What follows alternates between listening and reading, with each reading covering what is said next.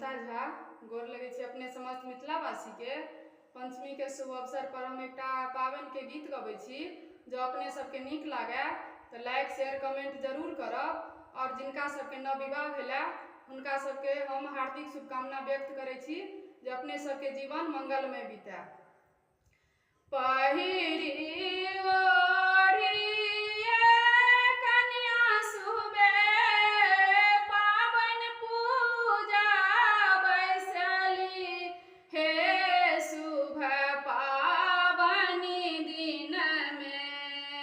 पहिरी ओढ़िए कन्या सुबे पावन पूजा बैसली हे शुभ पावनी दिन में।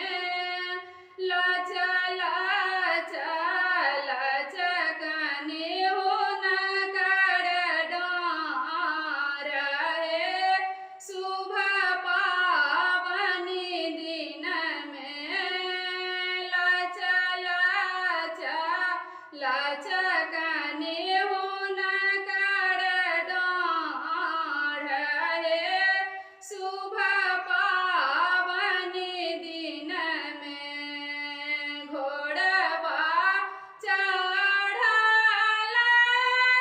लखीन दुल्हा से राम जी हे शुभ पावनी दिन में। किया सुहावे लचको तोहर डाँर हे शुभ पावनी दिन में।